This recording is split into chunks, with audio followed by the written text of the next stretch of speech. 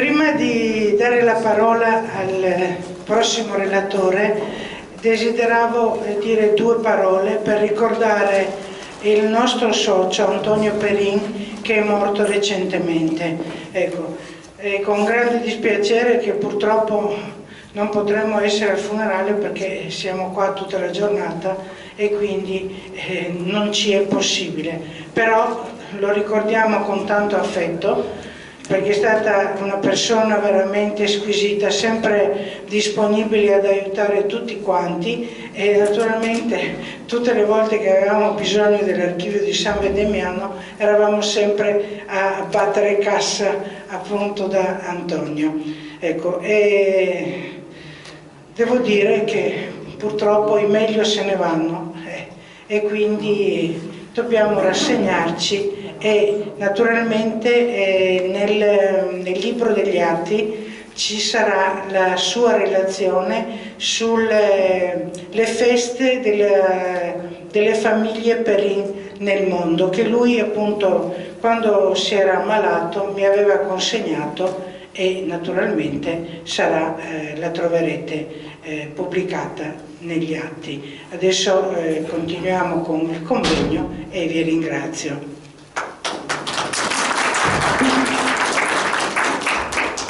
Bene, riprendiamo i lavori. Lascio la parola a Giampaolo Zagonel che ci parlerà della Regina Bona di Polonia nel passaggio a Conegliano 1556.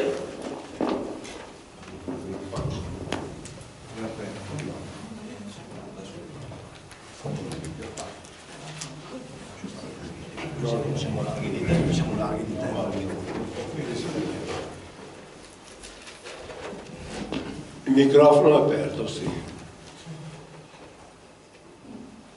Allora, non altrettanto, la Regina Bona passò qualche anno prima per Conegliano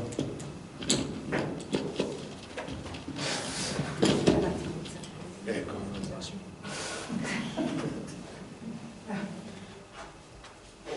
Passò per Conegliano nel 1556, quindi qualche anno prima di Enrico VIII, di Enrico III. Ma mentre la Regina Bona è da un punto di vista storico è un personaggio molto più importante del re di Francia, però quando passò per Conegliano era una ex regina, e quindi ebbe da parte delle autorità veneziane meno clamore e meno, diciamo, manifestazioni di quanti ne ebbe il re di Francia. Comunque parto col dire che il palazzo Sarcinelli di Conegliano, quello di via 20 settembre, del 1512-1518, conserva nel salone centrale, decorato a stucchi, delle tele ad olio con i ritratti di personaggi che vi sostarono. Ricordo il cardinale Tommaso De Vio, generale dei Domenicani, che nel 1518 era diretto in Germania per dirimere le questioni con Martin Lutero. La Regina Bona di Polonia nel 1556 diretta i bagni di Abano, Massimiliano Arciduca d'Austria nel 1564 e infine Enrico III, re di Francia, nel 1574. Tra questi personaggi oggi quello meno noto alle cronache storiche è la Regina Bona di Polonia, che all'epoca del suo passaggio godeva di una grandissima fama ed era fra le donne più importanti, influenti, colte, affascinanti, famose e ammirate in tutta Europa. Ritengo pertanto utile ripercorrere brevemente la sua storia per ricordare quale personalità ospitò la città di Conegliano verso la fine di marzo del 1556. Era nata il 2 febbraio 1494 nel castello di Vigevano dal duca di Milano Gian Galeazzo Sforza e da Isabella d'Aragona. L'inizio della sua vita fu abbastanza travagliato per la morte del padre nello stesso anno della nascita e per la perdita del ducato di Milano da parte della famiglia. L'emarginazione della madre costrinse la famiglia nel 1500 a fare ritorno a Napoli e l'anno successivo a prendere possesso del ducato di Bari, che Isabella aveva ereditato dal padre. Insediatasi con largo seguito di dame e funzionari napoletani e milanesi, la madre lo resse con energia fino alla sua morte avvenuta nel 1524. Bona venne educata dapprima dalla madre, che insegnò tra l'altro anche lo spagnolo, e da alcuni precettori, tra cui il grandissimo umanista Crisostomo Colonna, amico di Jacopo Sanazzaro e di Giovanni Pontano, ma frequenti furono i suoi viaggi a Napoli nel Castel Capuano. Ricevuta così una elevata educazione, si cercò per Bona un matrimonio degno del suo casato. Dopo qualche tentativo andato a vuoto, finalmente si approdò ad un risultato che pareva soddisfare pienamente le aspettative sia della madre che della figlia. Il 6 dicembre 1517 si celebrarono per procura a Napoli le nozze della 23enne Bona con Sigismondo I Jagellone, re di Polonia e Granduca di Lituania. Sigismondo aveva allora 50 anni ed era rimasto vedovo fin dal 1515 con 2 figlie. Non avendo figli maschi, la corte si premurò di trovarle una seconda moglie per assicurare la continuità alla successione dei 2 regni.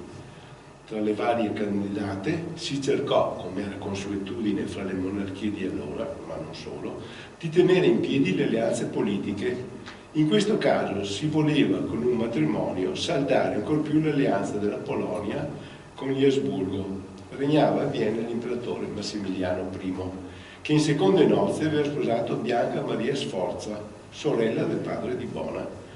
Le trattative per il matrimonio si svolsero nella capitale lituana Vilna e portarono agli inizi del 1517 ad una promessa ufficiale di matrimonio che comportava però il pagamento di carattere totale di 200.000 ducati più altri 50.000 come corredo.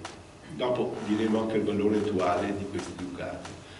Il matrimonio venne solennemente celebrato a Cracovia, allora capitale del Regno di Polonia, il 18 aprile 1518.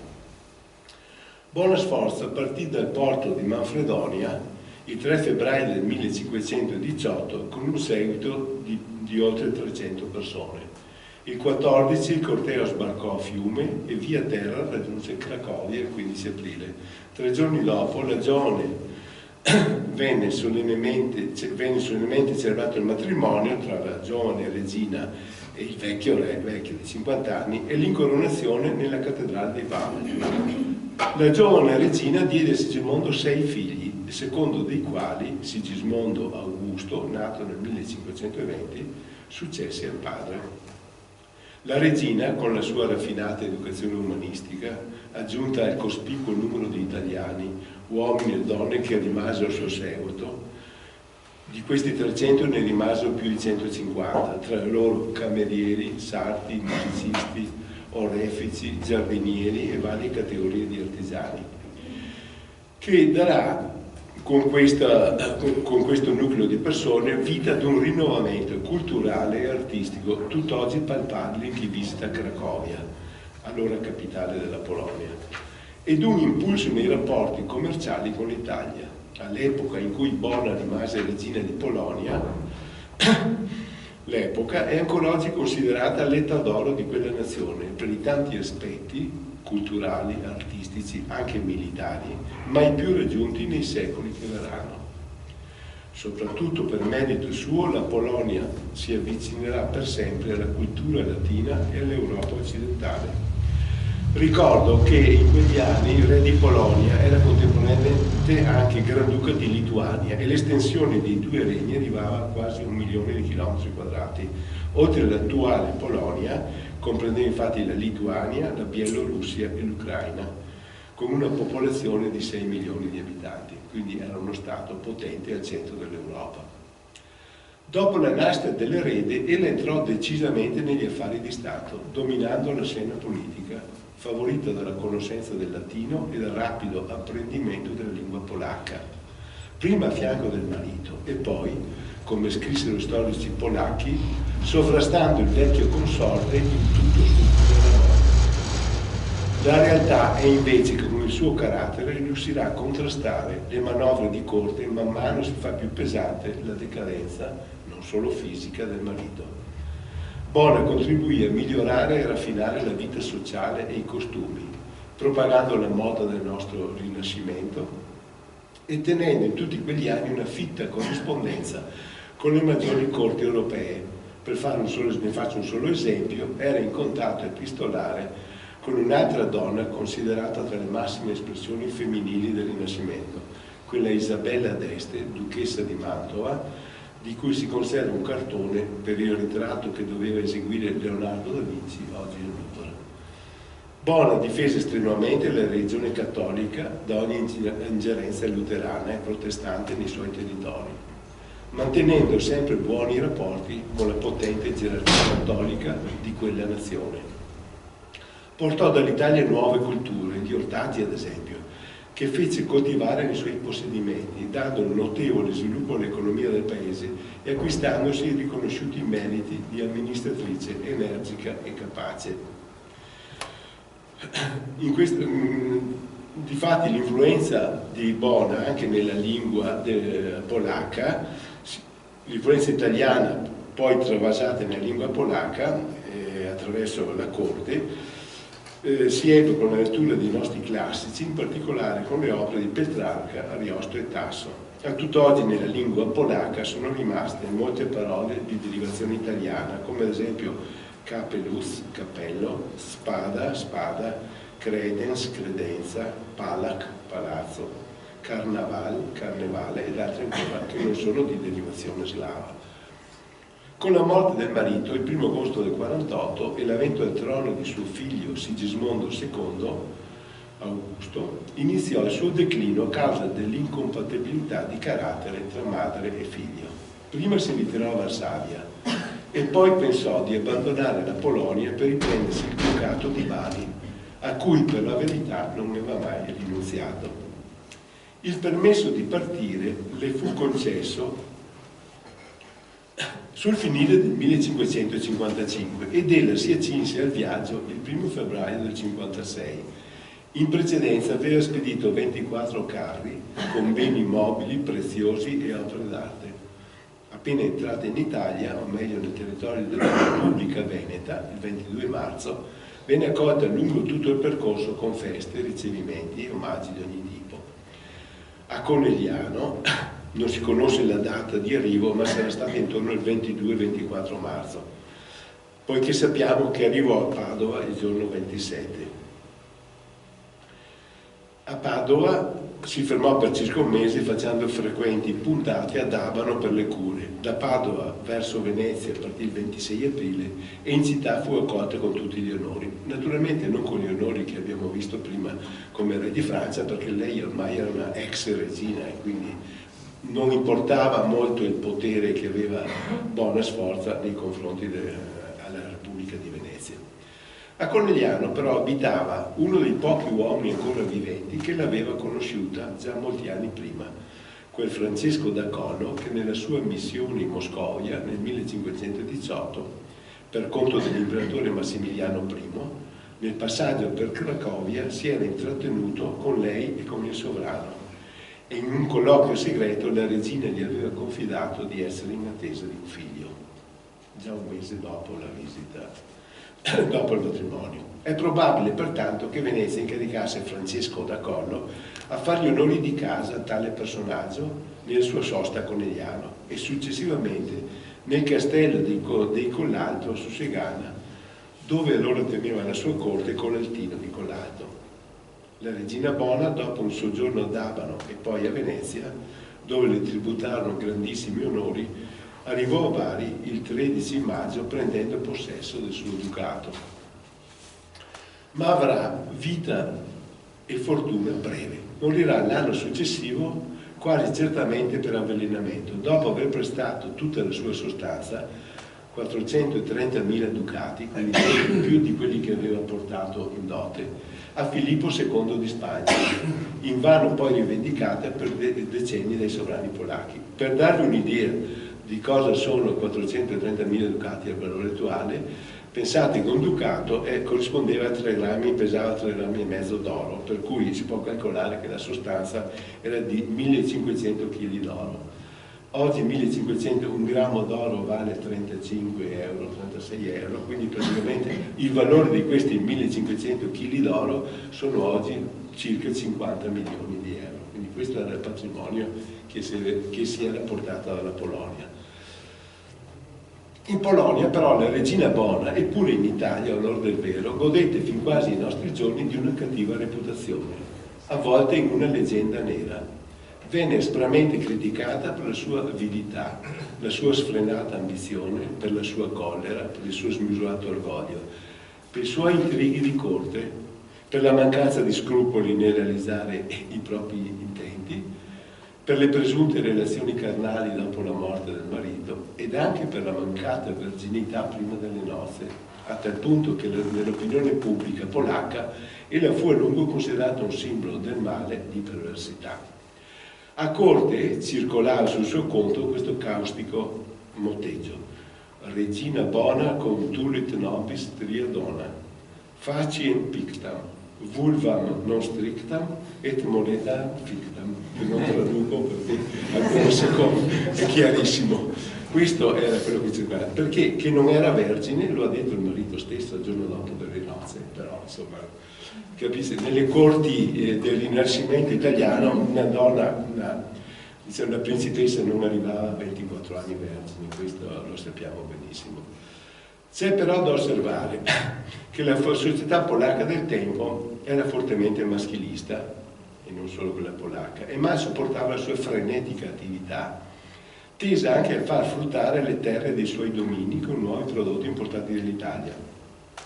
Il ruolo di regina era concepito allora, non solo in Polonia, come quello di generare figli e di non immischiarsi di politica, ma il tempo è galantuomo. Oggi di tutt'altro parere sono i giudizi degli storici e letterati e polacchi, improntati ad un generale, se non addirittura entusiastico riconoscimento della sua multiforme attività di donna regina. Infatti, chi va a fare un giro in Polonia, io sono stato più di una volta, andando a Cracovia, nel castello di Wawel, la prima volta che sono andato, la regina Bona era considerata insomma, quasi un simbolo del male, come si dice qua.